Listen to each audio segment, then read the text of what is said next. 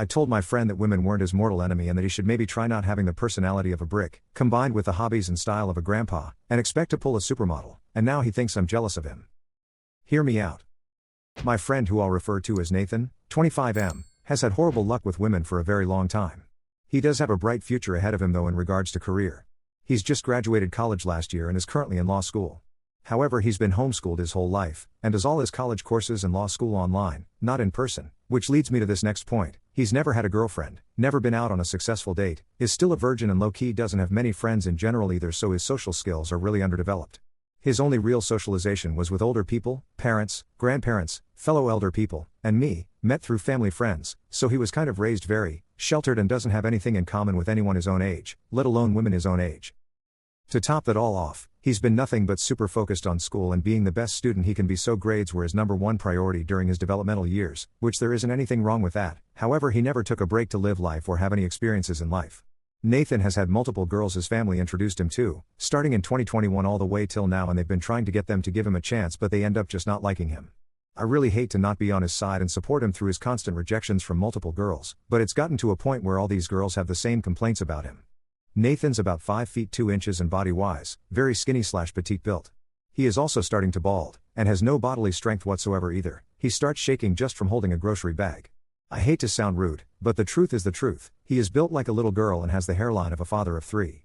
While I understand height can't be changed and not necessarily his hair either, he can at least start working out and possibly add some weight/muscle to give him some manly appearance, so I mentioned him doing this with me in general conversation with him. Whenever I go to the gym, I tell him to come join me as a hobby or just to be my gym buddy. He declined numerous times, and the one time he did go, he struggled lifting a 10 pounds weight, so he stopped going. Okay, whatever. The way Nathan dresses is very grandpa vibes, tucks in shirt, dress pants/slacks and dress shirts on an ordinary day, etc. I asked him why doesn't he dress more comfortable every day, like a jogging outfit, a hoodie, some jeans/sweats, and that he should wear sneakers instead of Freddie Benson dress shoes every day. He doesn't think anything's wrong with how he dresses, and he wants to look professional since he's going to be an upcoming lawyer one day. I explained to him that lawyers dress in suits and ties, not tucked in button-up flannels. And they also don't dress like that every day either, just when they're on the job. Sadly, he wasn't having it. Then it finally hit me, it's his personality, or the lack of it. See, I'm not trying to talk down on him, but if we're gonna go by objective reality, he has the personality of a brick. I've seen with my own 2 eyes how he talks to girls, how he acts on dates, etc. He cannot make a conversation to save his life. He is not funny either, and has zero charisma.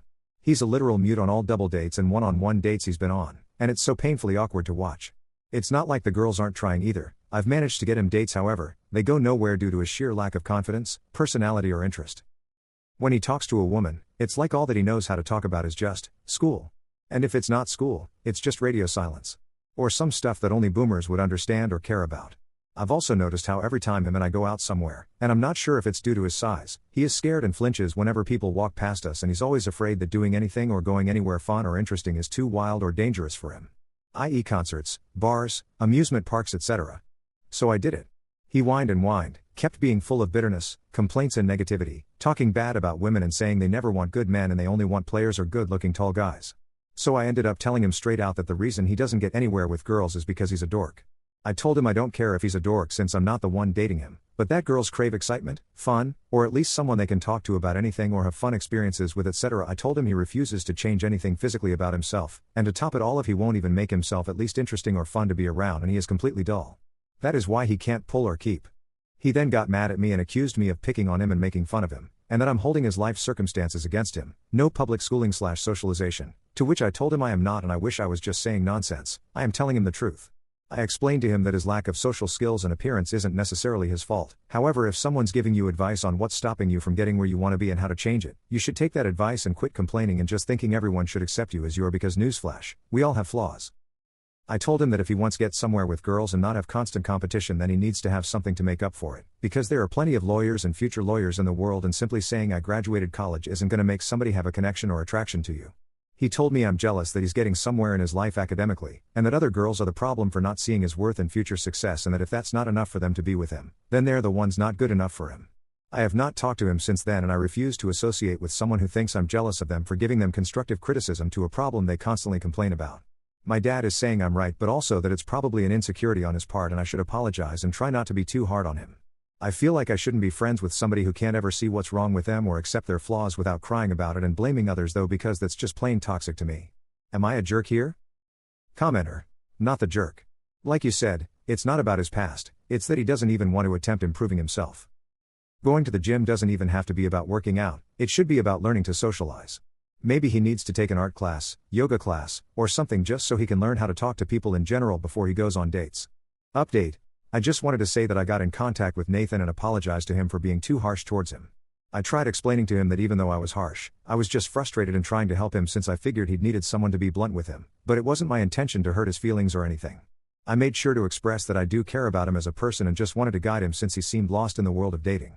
He didn't really accept my apology, told me that I'm on the path to being a broke loser bum because I'm in a different field than him, and he has decided that everything I told him was just out of jealousy and that he thinks, and I quote, he is owed the highest form of respect for being a good man who is a future legal representative, and since I wasn't giving him that we should stop being friends. He also attempted to tell me that I should watch out for disrespecting him because in the future my life will be in his hands and he'll have the power to put me in jail. I assured him that jealousy and the highest form of respect definitely wasn't the case, lol, but if that's how he feels then so be it. At least I know I tried and did my part. For those asking if he is autistic, he isn't diagnosed, so I don't want to say yes, but does he exhibit signs of severe autism? Yes he does. The lack of social/self-awareness was a clear sign for me, but I don't want to label him that if I'm wrong. For those who mentioned how he plans to be a lawyer with no talking/social skills, I mentioned this to him during our last conversation. I told him forget about women, and politely explained that he also needs to improve his communication and social skills if he plans to be a lawyer, because without that he isn't going to make it very far. He told me he's got it all figured out, and as long as he gets that degree, that's all he needs to be ultra successful in law. I told him that's not how it works, and you quite literally have to be slightly manipulative and convincing in order to make a name for yourself, because what good is your degree if you suck at actually performing your job? He once again tried to tell me that I'm jealous and don't know what I'm talking about. So yeah, after all that, I've accepted that our friendship is over and I'm not sure where he's gonna land in the future, whether in regards to romantic relationships or his actual career, and I was also the only friend he had, so I do wish him the best and hope life doesn't humble him to the point of no return.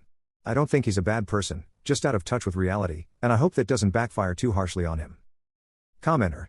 Nathan's parents did him a huge disservice.